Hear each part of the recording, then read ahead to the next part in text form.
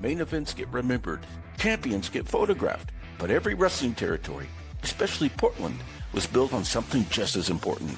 The wrestlers who opened the show, anchored the middle, and made the stars look like stars. They didn't always leave with the belt, but without them, there is no main event. And this is the Mid-Card Chronicle, featuring the dependable talents who made every card complete. Carl Steiner's Portland debut was anything but ordinary.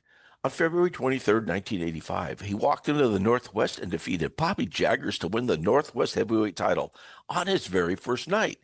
That almost never happened. He wasn't a nationally established superstar. He wasn't coming off a major headline run. Yet suddenly, Bob De La Sera was the champion. It was the first time he had used the Steiner surname, and later in 1985 he would use it again on a New Japan tour. Now, De La Sera was from Montreal, the brother of Rocky De La Sera, who had spent considerable time in the Northwest. The timing of his push is interesting.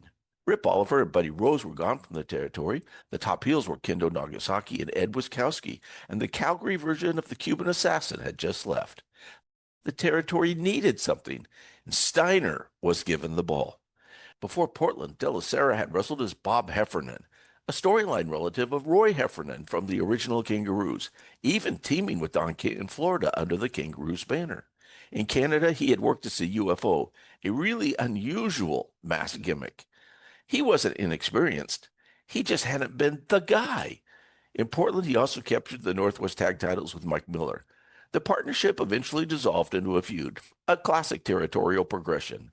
But by April of 1986, his push was clearly over. On his way out, he was decisively beaten by Stony Burke, Brady Boone, Coco Samoa, Nick Kininsky, and Scott Doring. It was a hard landing after a debut title win. Carl Steiner's run feels like a snapshot of a transitional moment, a territory adjusting, searching, reshuffling.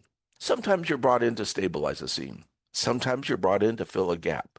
Either way, for one night in February of 1985, Carl Steiner was the Northwest champion, and that's something no one can take away.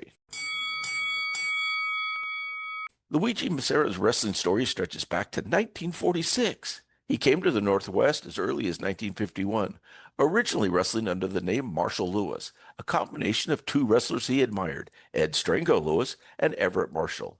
Even the name reflected respect for the craft. In 1954, Massera captured the Pacific Coast Junior Heavyweight title, a championship he held twice. He would also hold the Northwest Tag titles twice, teaming with Gory Guerrero and Dick Torrio. By the time he made his final Portland appearances in June of 1969, he was already a seasoned veteran. Red Donovan once said of him, "Luigi was one of the smoothest workers I've ever worked with. You would come out of the ring and you never felt like you were beat up. You hardly knew he was there. He was a tremendous worker." That's high praise. Massera wasn't flashy. He wasn't loud. He was precise. After leaving Portland, he returned to Montreal, where he remained active until 1978. After retiring from in-ring competition, he refereed and trained wrestlers, including Sailor White, Joe Lightfoot, and Bob De La Sera.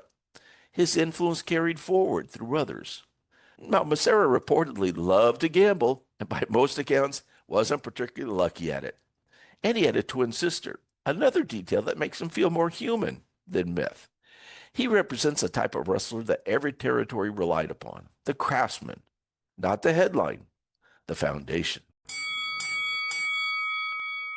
Clay Spencer walked into Portland in January 1973 as a mid-card babyface. 3 years into his career, he was still finding his footing. He picked up wins over John Quinn, Bull Ramos, Baron Cicluna, and Frankie Lane by disqualification. But Portland in early 1973 had a problem. The heel side was thinning out. Baron Cicluna left, Frankie Lane was preparing to exit, and Bull Ramos was carrying much of the weight. So Clay Spencer quietly turned. It wasn't dramatic. It wasn't explosive. It was subtle. Bull Ramos proclaimed Spencer his partner, and together they captured the Northwest Tag titles by defeating Dutch Savage and Stephen Littlebear. Spencer also introduced the Sugar Hold, challenging fans and wrestlers alike to break it, offering $500 to anyone who could escape. Of course, he demonstrated it on preliminary wrestlers, taking his time before finally releasing the hold. It was simple psychology, and it worked. What makes Clay Spencer fascinating is what came later. Under the name Ken Mantell, born Ken Lusk, he would become one of the most influential bookers in professional wrestling history. In Dallas, he was part of the record-setting era that featured the Freebirds versus the Von Erichs, and he later booked for Bill Watts in the UWF. He also held the prestigious NWA World Junior Heavyweight title, one of the most respected championships of its time. Interestingly, in Portland alone, he used three names: Ken Lusk, Clay Spencer, and Ken Mantell. Few wrestlers can say that about one territory. Mantell is also the brother of Johnny Mantell, who wrestled in Portland in the late 1970s. After retiring from wrestling and booking, Ken Mantell seems to disappear from the public wrestling world. No fan fest, no convention circuit, no social media presence. For someone who helped shape one of wrestling's hottest periods, that silence is striking. But in 1973 Portland, he was just another mid-card wrestler finding his footing.